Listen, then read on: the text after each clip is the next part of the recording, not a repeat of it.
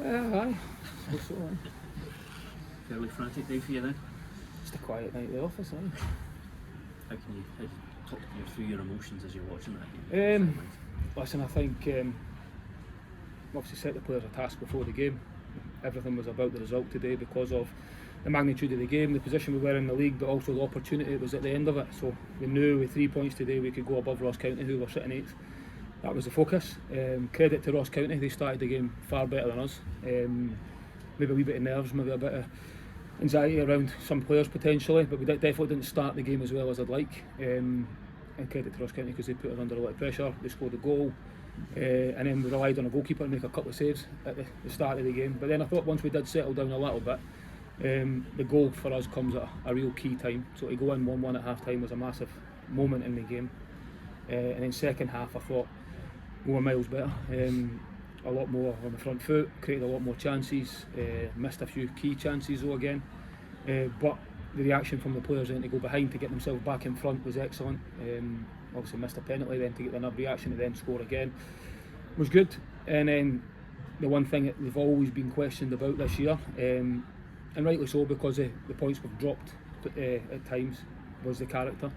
And Ross County threw absolutely everything at us towards the end, and I thought we stood up to it really well, defended the box really well. Didn't really have a save to make at that point because of how well we defended the box. So from that point of view, we've played miles better and lost points. But the character was definitely tested, and the big thing today was the result. So I'm delighted for the players on that front. Perhaps none more so than Ellie, given everything he's been through this season since the summer. What does that say about that he steps up and takes that penalty? Yeah, I think. Listen, I think I actually said that a few times this season. Ellie's always at his happiest when he's playing football. He loves nothing more just being on the pitch and enjoying it, and he'll always that's where he wants to showcase his talent. And I think today you've seen that at times today. He was, heavily involved in all the goals, moments within the game as well. But I think as a collective we can be better. But certainly the result was the most important thing today, and credit to the players for finding a way to win the game. Were you involved at all in the decision to change the taper between the two penalties? No, I think that was just a natural thing that happens on the pitch. I think obviously Nicky had scored his last one, which is why he stepped up to take this one, and then naturally he's obviously passed the ball and Ellie wanted it. So if someone shows that desire to take the responsibility in the moments, I think it shows they're confident, it shows they've got the belief in themselves to step up and do it, and especially at such an important time of the game, especially the fact we've just missed a penalty. It does take courage to step up in the moments, so credit for Ellie for that, and it was obviously a fantastic penalty. So obviously really tight at the bottom, but what does it mean just to climb up today, just to look at the table now?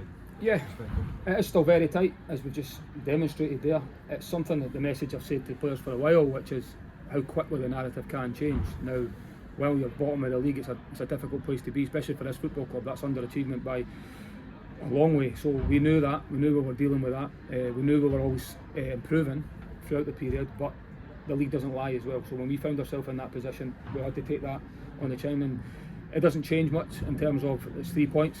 It's not as if we've completed it now at all. There's lots of learnings to take from today, especially second half decision making at times, and how we started the game especially. But now we go into a busy period over the festive period where psychologically it looks a lot different when you're sitting 8th in the table rather than at the very bottom looking up, and I think the players can take a lot of confidence and belief in that. Probably since the Aberdeen game, to be honest, we used that as that turning point. That was the challenge to the players, and I think they responded in a very good way from it. What was the issue, Warren O'Connor?